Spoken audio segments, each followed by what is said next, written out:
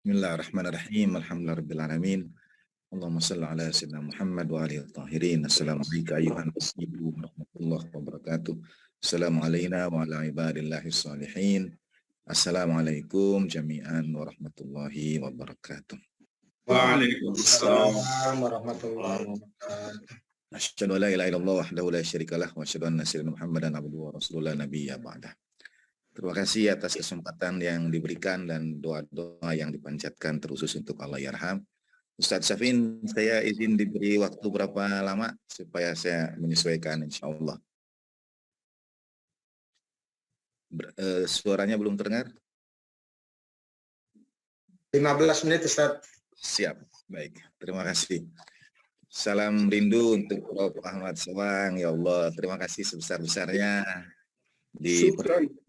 pada kali ini mudah-mudahan bisa silaturahmi kembali di Makassar dan apresiasi setinggi-tingginya pada Samaha Hujjatul Islam wal Muslimin Dr. Syekh Abdul Majid Hakim Ilahi, Ustadz Labib dan para guru semua. Mohon izin pada webinar kali ini ikut juga anak-anak mahasiswa kurang lebih 150-an jumlahnya yang pagi hari ini adalah jadwal mengajar saya dengan beliau-beliau diikut sertakan dalam webinar kali ini. Nah, terima kasih pada anak-anak mahasiswa semuanya. Di ruang kuliah kita bincangkan kalau di antara sebab perbedaan adalah masalah bahasa. Dari satu kata yang bisa diterjemahkan menjadi begitu banyak maknanya. Dan bahasa Arab adalah bahasa yang sangat kaya. Kita tidak bisa memilih hanya satu makna saja untuk satu kata. Yang dibahas kali ini adalah tentang makna ummi. Dan terjadi dua kubu besar maknai makna ummi ini. Yang satu sebagai yang buta huruf, diterjemahkan menjadi buta huruf. Baginda Nabi itu buta huruf. Dan kebuta hurufan ini disesuaikan dengan mukjizat. Nah, tadi kita sudah mendengar pemaparan dari Prof. Ahmad Sewang, dari Syekh Hakim Ilahi. Saya mohon izin untuk memberikan sedikit perspektif yang mungkin berbeda. Tidak apa-apalah dissenting opinion satu gitu. Jadi keumian ini selalu dikaitkan dengan mukjizat baginda Nabi Shallallahu Alaihi Wasallam. Sebagaimana disampaikan Syekh Hakim tadi. Tapi mukjizat berasal dari kata ajaza yu'jizu ijazan yang artinya itu melumpuhkan, membuat sesuatu menjadi tidak berkutik, tidak berdaya. Nah, biasanya mukjizat diturunkan sesuai dengan apa yang sedang berkembang waktu itu. Misalnya Nabi Nuh alaihissalam, tidak mungkin ada air di padang pasir, turunlah mukjizat melemahkan itu semua. Nabi Musa alaihissalam yang dikenal sebagai orang yang cerdik pandai di zaman Firaun waktu itu adalah tukang-tukang sihir. Kemudian Nabi Musa datang alaihissalam dengan tongkat yang berubah jadi ular, dan tukang-tukang sihir itu tahu mereka dilumpuhkan oleh mukjizat itu, bahwa ini bukan ilmu mereka, ini bukan apa yang mereka pelajari, ini sesuatu yang ilahi, ya, yang divine, yang berasal dari zat yang maha tinggi, maka mereka khurru sujadan dan beriman kepada Tuhannya Musa dan Harun alaihi wassalam. Jadi mukjizat selalu diturunkan sesuai dengan konteks masyarakat. Demikian pula Nabi Isa alaihissalam, mukjizatnya menyembuhkan penyakit yang akut, bahkan menghidupkan orang yang sudah meninggal dunia. Nah, jadi Nabi Isa datang mengalahkan seluruh tingkat pencapaian umat waktu itu. Kalau mukjizat terbesar baginda Nabi Sallallahu Alaihi Wasallam, Al-Quran, dan Al-Quran turun pada kaum yang buta huruf, pada kaum yang tidak mengerti sastra, tidak mengerti bahasa, seakan-akan dia tidak menemukan konteks mukjizatnya. Bagaimana mungkin misalnya kalau kepada ayam ditawarkan antara jagung dan mutiara, ayam akan memilih jagung. Nah, jadi mukjizat selalu turun kepada orang yang mengetahui bahwa itu adalah sesuatu di luar kemampuan mereka untuk memahaminya, sesuatu yang melumpuhkan mereka.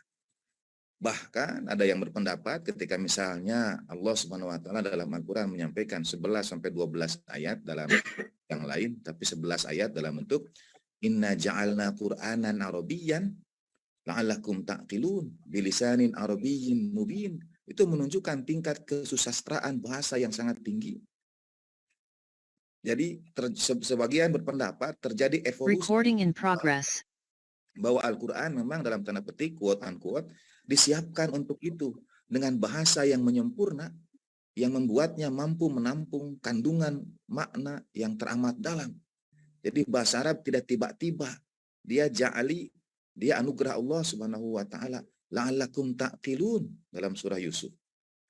Nah, sehingga Al-Quran menemukan konteksnya sebagai mukjizat karena turun di tengah satu kaum yang proses bahasanya, proses akalnya dalam tanda petik sudah Recording stopped. untuk menerima pemahaman Al-Quran. Tidak mungkin mukjizat turun kepada mereka yang tidak memahaminya. Jadi dalam konteks tentang buta huruf ini, tentang tidak dapat membaca dan menulis ini, memang sangat berseberangan atau bahkan bertentangan dengan perjalanan risalah dan Al-Quran itu sendiri. Tadi Qori Ustadz Usep membaca surah Al-A'raf, Syekh Hakim juga menyebutkan surah Al-A'raf 157 yang mensifatkan baginda Nabi SAW bahkan justru sebagai sifat yang paling utama. Yang menarik kata ar-rasul didahulukan dari an-nabi, alladzina yattabi'una ar-rasulan nabiyyal ummi. Jadi justru sifat keummian ini, sifat ummi ini adalah sifat yang Allah Ta'ala pilih untuk menyimpulkan, mendeskripsikan. Sekiranya ada satu sifat, misalnya dalam ayat yang lain, sifat itu dirinci. Misalnya, azizun alaihim ma'anim. Recording in progress. Alaikum. Atau misalnya, asyidda'u alal kufar, ruhama'u bainahum. Sifat itu dirinci. Tetapi pada pensifatan baginda Nabi dalam dua kata ar-rasul an-nabi yang disandingkan, menunjukkan kepada kita signifikansi keummian ini. Alladzina yattabi'una rasulan nabiyya. Jadi disebut sampai dua kali. Yang satu ar-rasul, yang satu an-nabi. Kemudian dipilih satu sifat yang memanifestasikan kerasulan dan kenabian ini. Sehingga ummi itu bukan sesuatu yang terkait misalnya dalam pemahaman tadi. Ya, karena ini mendefinisikan kerasulan dan kenabian. Ar-rasul, an-nabi, al-ummi. Dan Allah Subhanahu wa taala tidak menyebutkannya kepada misalnya nabi-nabi yang lain. Walaupun dalam pengertiannya nanti kita akan mengetahui kekhususan makna ummi ini yang juga ada pada para nabi yang lain karena la nufariqu baina ahadim min rusul. Kita tidak membedakan satupun di antara para rasul itu. Nah, saya hanya ingin menyampaikan makna ummi adalah makna yang justru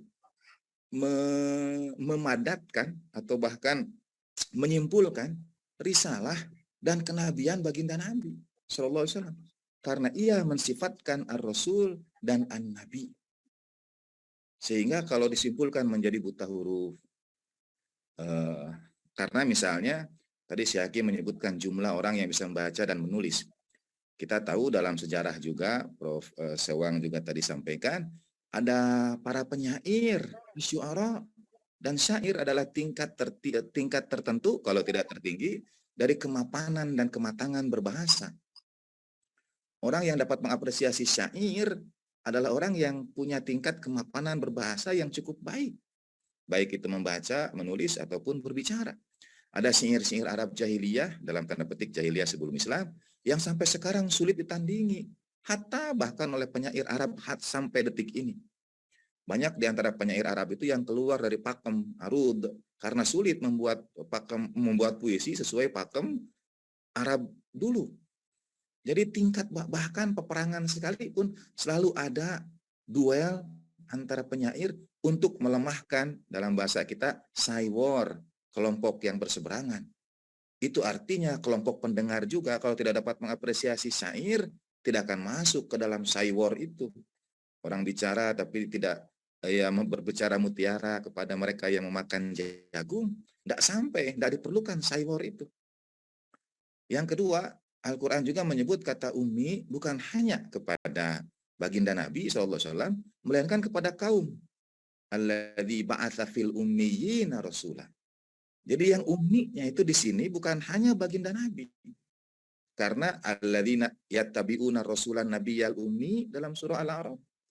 Kemudian dalam ayat yang lain Allah Subhanahu wa taala berfirman, alladzi ba'atsa fil ummiyin. Disebut yang umminya itu adalah kaum. Pertama baginda Nabi disebut ummi, yang kedua kaumnya disebut ummi. Alladzi ba'atsa fil ummiyin rasulan. Apakah semua ummiyin yang dimaksud juga kaum itu tidak bisa membaca dan menulis? Atau tidak belajar membaca dan menulis? Ummiyin itu tidak. Mereka belajar membaca dan menulis. Mereka punya guru yang mengajari mereka membaca dan menulis. Nah, jadi apa makna kemudian ummi? Ini anak-anak mahasiswa semuanya. Jadi kita baru pengantar, kalau tidak tuntas nanti di ruang kuliah kita lanjutkan. Nah, saya izin menyampaikan, menjawabnya dengan beberapa Prof. Ahmad Sewang, Prof. Syekh Hakim tadi sudah menyebutkan. Saya yakin guru kita ini anak-anak, guru-guru saya semua yang hadir bersama kita sekarang ini.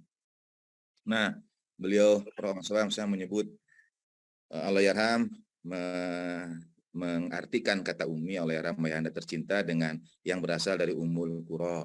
Syekh Hakim juga menyampaikan demikian. Sanad riwayatnya dari Imam Muhammad Al-Baqir alaihi salatu wassalam.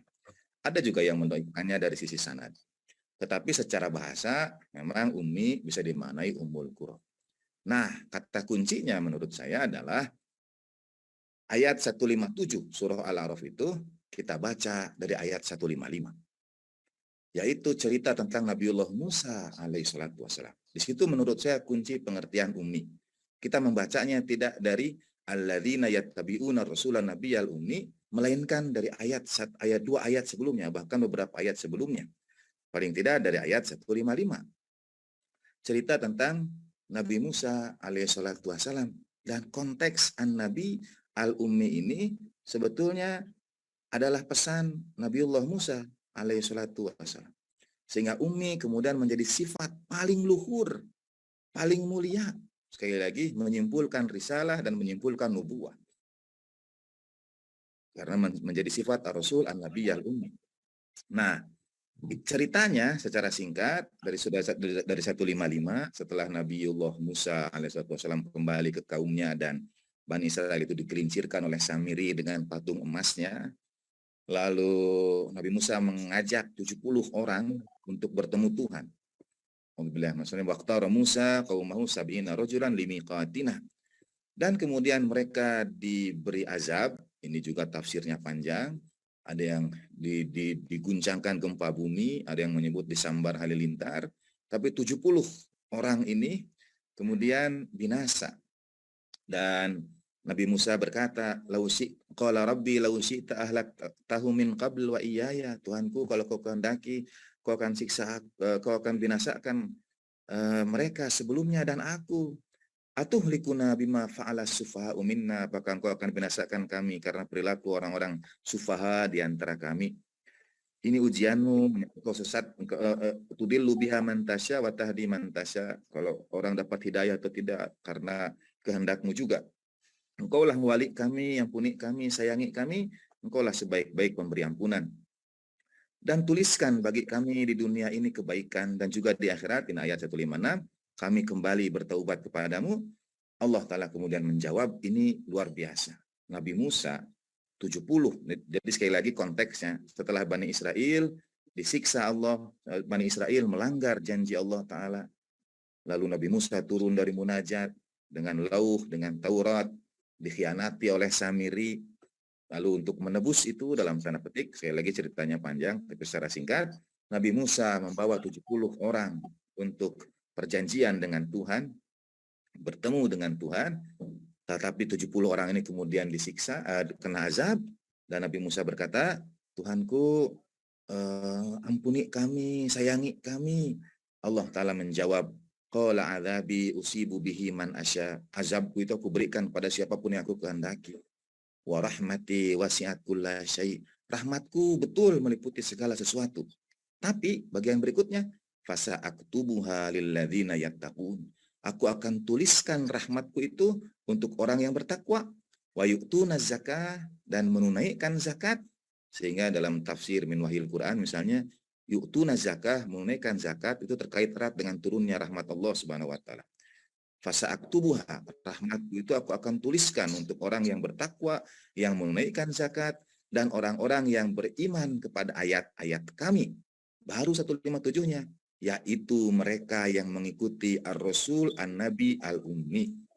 Jadi menurut saya tidak dapat dipisahkan ini konteks keummian dengan kisah Nabiullah Musa alaihissalatu wassalam. Karena alladzi-nya, yang-nya itu menghubungkan dengan kisah Nabiullah Musa alaihissalatu wassalam.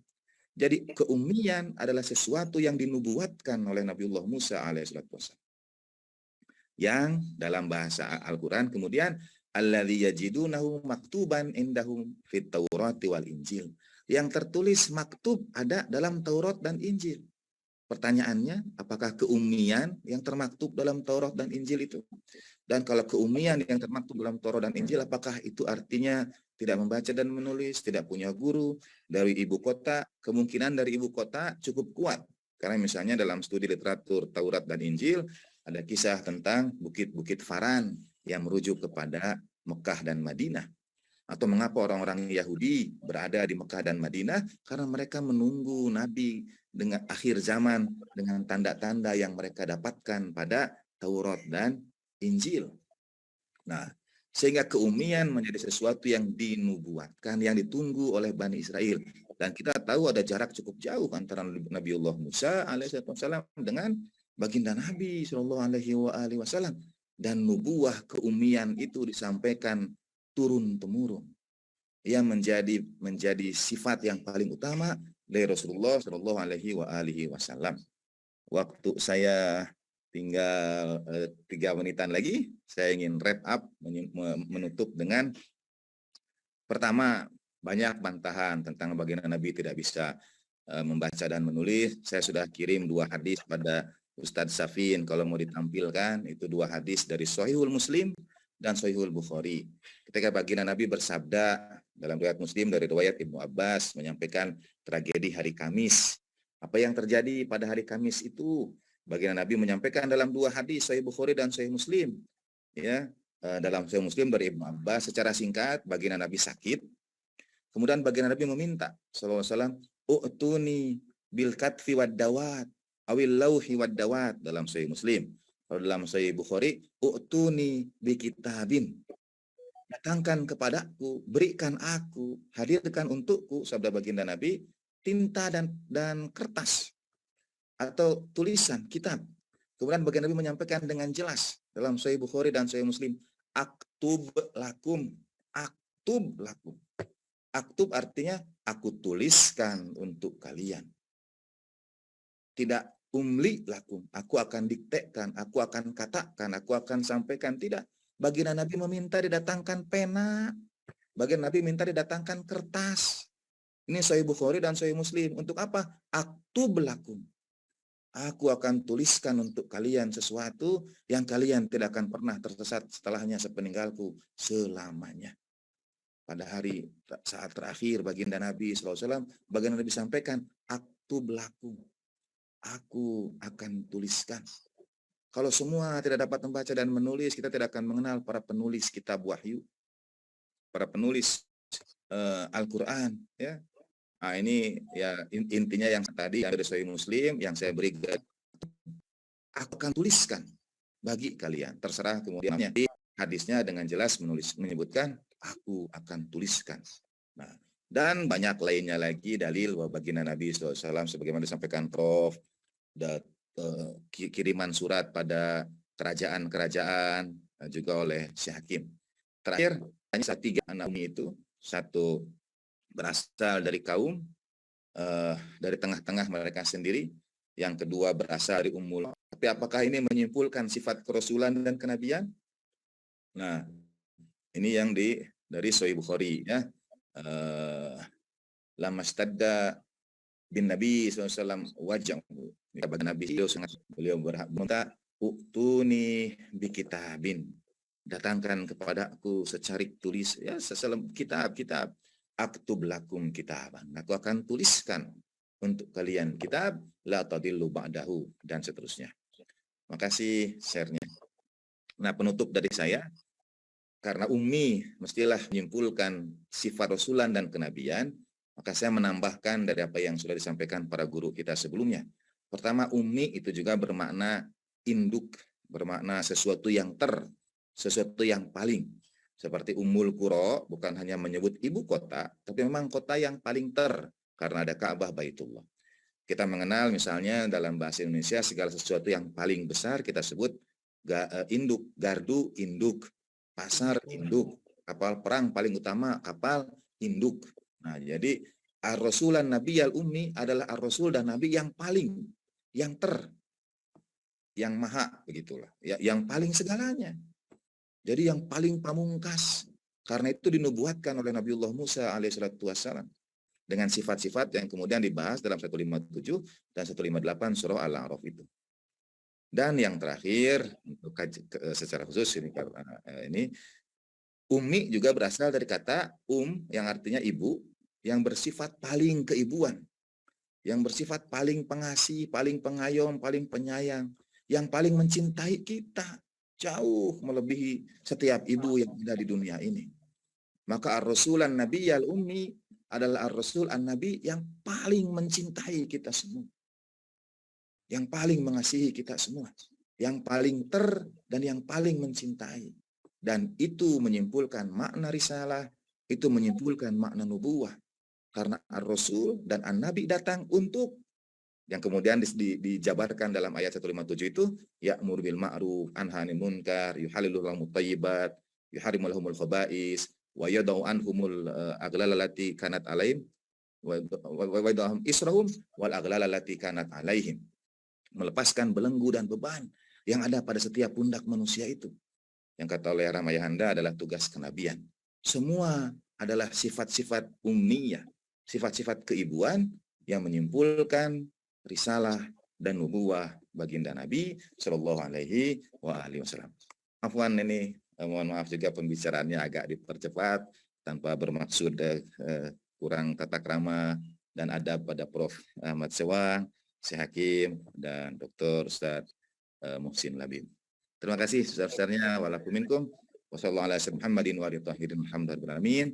Wa ma taufiqi illa billah, alaihi tawakkaltu wa ilaihi unib. Assalamualaikum warahmatullahi wabarakatuh. Waalaikumsalam warahmatullahi wabarakatuh. Terima kasih banyak Ustaz Miftah